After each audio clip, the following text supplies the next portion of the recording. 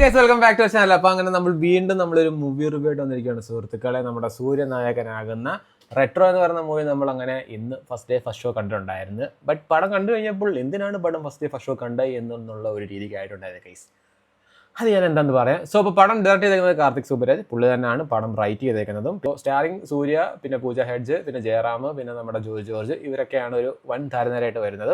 Music ചെയ്തേക്കുന്നത് സന്തോഷ് നാരായണനാണ്. പടം എങ്ങനെ ഉണ്ടെന്ന് ചോദിച്ചു കഴിഞ്ഞാൽ ഒരു ചെറിയ പ്രതീക്ഷ ഉള്ളൊരു പടമായിരുന്നു. അതായത് കാർത്തിക് സുബരാജ് എന്ന് പറയുന്ന ഒരു വ്യക്തി ഇതുവരെ ചെയ്തു വെച്ചിരുന്ന പടം എങ്ങനെയാണോ, അല്ലെങ്കിൽ നമുക്ക് ആ ഒരു ടൈപ്പ് ഓഫ് മൂവീസ് എന്താണെന്ന് നമുക്കറിയാം. സോ അത് വെച്ചുകൊണ്ട്, സൂര്യ എന്ന നായകനെ വെച്ചുകൊണ്ട് ഈ പടം നമുക്കൊരു സൂര്യ എന്ന ഒരു നായകനെ വെച്ചുകൊണ്ട് പടം കുറച്ചും കൂടെ നല്ല കിഡ്ലോസ്കി ആയിട്ട് മേക്ക് ചെയ്യും. അല്ലെങ്കിൽ അവർ തമ്മിലുള്ള ആ ഒരു കോമ്പിനേഷൻ കാണാനായിട്ടൊക്കെ ഭയങ്കര എക്സൈറ്റ്മെൻറ്റും ഭയങ്കര വെയിറ്റിങ്ങും ആയിരുന്നു. ബട്ട് പടം എന്താ പറയുക, സ്റ്റോറി വൈസ് ആയിക്കോട്ടെ, മേക്കിംഗ് വൈസ് ആയിക്കോട്ടെ, എന്തൊക്കെയോ കാണിച്ചു വെച്ചിരുന്ന ഒരു പടം. പുള്ളി അതിനകത്ത് രക്ഷകനാണ്, അതാണ് സംഭവം അതിനകത്ത്.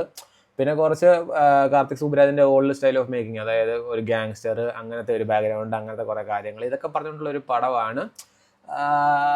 കണ്ടുകൊണ്ടിരിക്കാൻ പറ്റുന്ന രീതിക്കുള്ള ഒരു, അതായത് കുറച്ച് ക്രഞ്ചൊക്കെയാണ്, ബട്ട് എന്നാൽ പോലും കണ്ടുകൊണ്ടിരിക്കാവുന്ന ഒരു ആദ്യ പകുതി. സെക്കൻഡ് ഹാഫിലേക്ക് വരുമ്പോഴത്തേക്ക് അൺസഹിക്കബിൾ ആണ്. എങ്ങനെയെങ്കിലും ഒന്ന് തീർന്നാൽ മതി എന്നുള്ള രീതിക്കാണ്. നമ്മൾ ട്രെയിലർ ആയിക്കോട്ടെ, ടീസർ ആയിക്കോട്ടെ, ഇതൊക്കെ കണ്ടപ്പോൾ നമുക്കൊരു എക്സൈറ്റ്മെൻറ്റും കാര്യങ്ങളൊക്കെ ഉള്ളത്. എസ്പെഷ്യലി ട്രെയിലർ കണ്ടപ്പോഴത്തേക്കാണെന്നുണ്ടെങ്കിൽ നമുക്ക് അതായത് 5 സീക്വൻസ് ആയിക്കോട്ടെ, അല്ലെങ്കിൽ സൂര്യയുടെ ലുക്ക് വൈസ് ഒക്കെ നമുക്ക് എന്തൊക്കെയോ ഒരു പ്രതീക്ഷ ഉണ്ടായിരുന്നു. കാരണം കങ്കുവയ്ക്ക് ശേഷം വരുന്നതാണ്, കാർത്തിക് സുബ്രാജുമായിട്ടുള്ളൊരു പടമാണ്.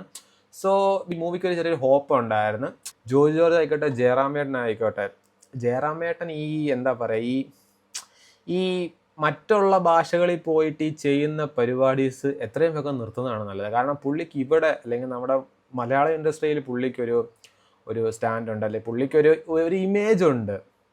അത് ഈ മറ്റു ഭാഷകളിൽ പോയിട്ട് വെറുതെ അത് ഇല്ലാണ്ടാക്കുക. കാരണം ഇതിനകത്ത് ഒരു ലാഫ് തെറാപ്പിസ്റ്റ് എന്ന് പറയുന്ന ഒരു റോളാണ്. ബട്ട് കണ്ടുവരുമ്പോൾ നിങ്ങൾക്ക് മനസ്സിലാവും, ജസ്റ്റ് ലൈക്ക് എ ബഫൂൺ. ആ ഒരു ടൈപ്പിലാണ് പുള്ളിയെ അങ്ങ് ഇട്ടേക്കുകയാണ്. പുള്ളിയെ ജസ്റ്റ് അങ്ങ് എന്തിനോ വേണ്ടിയിട്ട് പുള്ളിയെ പോയി അഭിനയിച്ച് അത് ആക്ച്വലി പുള്ളിയിൽ നിന്ന് നമുക്കിതൊന്നും അല്ല, എന്തൊക്കെയോ കാണിച്ചിട്ടുണ്ട്. അതാണ് ജയറാമേട്ടൻ വെറുതെ പോകുന്നത്. പുള്ളി ഇതുപോലുള്ള മറ്റുള്ള ഭാഷകളിൽ പോയി വെറുതെ ഇങ്ങനെ സൈഡ് റോളുകൾ ചെയ്ത് ഉള്ള ഇമേജ് കളയാതിരിക്കും. പിന്നെ ജോയ് ജോർജ് ആണെങ്കിൽ പോലും പുള്ളി ഒരു കിഡ്ലോസ്കായിട്ടുള്ള ഒരു ഓപ്പോസിറ്റ് ഒക്കെ ആയിരിക്കുമെന്നാണ് പ്രതീക്ഷിച്ചിരുന്നത്. ബട്ട് വന്നപ്പോൾ വീക്കാണ്. അതിനകത്ത് വില്ലൻ ആയിക്കോട്ടെ, അതൊക്കെ ചുമ്മാ വെറുതെ ഒരു കാര്യമില്ല, ചുമ്മാ കുറേ ഒച്ചപ്പാട്.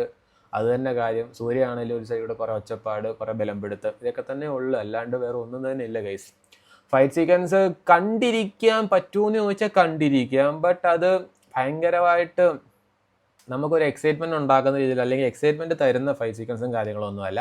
വെറുതെ കണ്ടിരിക്കാം, അത്രേ ഉള്ളൂ. ഓവറോൾ പടം ഒരു വൺ ടൈം വാച്ചബിൾ ഉള്ളതുപോലും ഇല്ല. അതാണ് എൻ്റെ പേഴ്സണലായിട്ട് അഭിപ്രായം. തികച്ചും എൻ്റെ പേഴ്സണൽ അഭിപ്രായമാണ്. ചിലവർക്ക് ഇഷ്ടപ്പെടും. സൂര്യയുടെ ചില ഷോർട്സ് കാണിക്കുന്നുണ്ട്, സ്ലോ മോഷൻ ആയിക്കോട്ടെ, ചില വാക്കിംഗ് സ്റ്റൈൽ ആയിക്കോട്ടെ, ചില ലുക്കിംഗ് വൈസ് ആയിക്കോട്ടെ, ഇങ്ങനെയൊക്കെയുള്ള ചില ഷോർട്സ് കാണിക്കുമ്പോൾ മാത്രം ജസ്റ്റ് ക്ലാപ്പിങ്ങും വിസിലടിയും കാര്യങ്ങളൊക്കെ ഉണ്ടായിരുന്നു. ബട്ട് അതർവൈസ് തിയേറ്റർ മൊത്തത്തിൽ ഇരുന്ന് ഉറങ്ങുകയായിരുന്നു ഗൈസ്.